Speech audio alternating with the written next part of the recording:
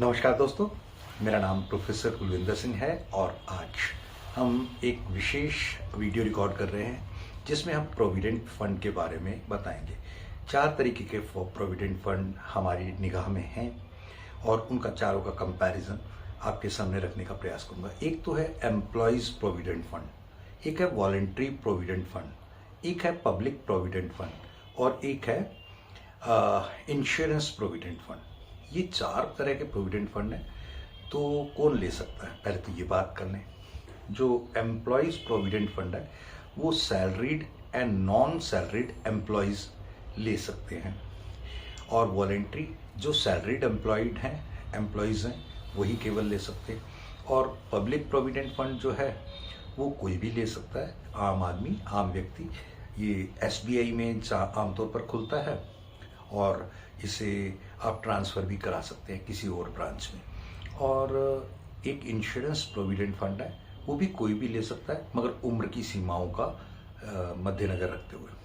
Second में जो percentage rate of interest क्या मिलता है, 8.10 आज की डेट में, जब हम 2023 के दिसंबर के आखिरी हफ्ते में बात कर रहे हैं, तो 8.10% जो है per annum rate of interest employees provident fund में, वॉलंटरी प्रोविडेंट फंड में भी 8.10 और पब्लिक प्रोविडेंट फंड में 7.10 और इंश्योरेंस प्रोविडेंट फंड में 7 to 14% तक का इंटरेस्ट उसमें अलग अलग स्कीम्स के अकॉर्डिंग है।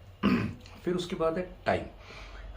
इसके जो रिटायरमेंट, जो इसकी मैच्योरिटी का टाइम है, जो कि रिटायरमेंट है या रिज़ाइन है, उसके तक आप चला सकते हैं। और ये दोनों एम्प्लॉयज़ और वॉलंटरी फंड, और जो पब्लिक प्रोविडेंट फंड है उसे आप 15 ईयर्स तक चला सकते हैं।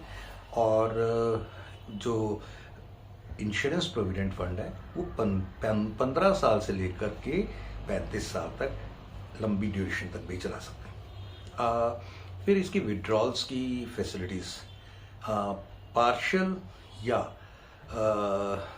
जो है complete withdrawal employees provident fund में और वॉलंटरी प्रोविडेंट फंड में अलाउड है। लेकिन पब्लिक प्रोविडेंट फंड में 50% ऑफ अमाउंट जो एक्यूमुलेटेड है वो 5 ईयर्स के बाद ले सकते हैं। और जो इंश्योरेंस प्रोविडेंट फंड में आप उसमें या तो कंप्लीट सरेंडर कर सकते हैं, बंद कर सकते हैं, डिसकंटिन्यू, या उसे लोन लेकर के उसके बेनिफिट्स को कंटिन्यू कर सकते हैं। जब आप ये सब करते हैं तो उसकी एक कोई मिनिमम टाइम होता है, वो मिनिमम टाइम निकल चुका होना चाहिए, 2 ईयर्स 3 ईयर्स जो भी है उसका टाइम। देन उसके बाद एक चीज़ है कंट्रीब्यूशन, परसेंटेज कंट्रीब्यूशन। अगर आप एम्प्लॉयज़ प्रोविडेंट फंड की बात करें तो 12% बोथ एम्प्लॉयर एम्प्लॉय, और जो वॉलंटरी प्रोविडेंट फंड है उसमें केवल एम्प्लॉय 12%, और इससे ज़्यादा भी कर सकते हैं। और जो पब्लिक प्रोविडेंट फंड है मिनिमम 500 रुपीज़ पर ईयर और 1.5 लाख पर ईयर मैक्सिमम। और इंश्योरेंस प्रोविडेंट फंड में भी आप ये मान के चलें कि 500 रुपीज़ पर मंथ मिनिमम तकरीबन है, और ये मैक्सिमम अनलिमिटेड जाएगा। इसमें जो टैक्स फ्री जो रिबेट है वो चारों के चारों में 1.5 लाख तक की अंडर सेक्शन 80C है, चारों में ही है। और इसमें जो इंश्योरेंस प्रोविडेंट फंड है उसमें कुछ और भी चीज़ें हैं जो ऐड अप करके आपको वो उसके भी ओवर एंड अबव भी बेनिफिट मिल सकते हैं। एंड देन अगर आप इसकी मैच्योरिटी की बात करें तो मैच्योरिटी टैक्स फ्री है, लेकिन वो tax free insurance provident fund में तो 100% है, और बाकी जगह पर कंडीशनल है। वो कंडीशंस हम जैसे उसका ओवर एंड अबव चला जाता है और इंटरेस्ट आता है, इंटरेस्ट अगर 1.5 लाख एंड अबव चला जाता है तो वो सब चीज़ों के कारण उसकी कंडीशंस हैं।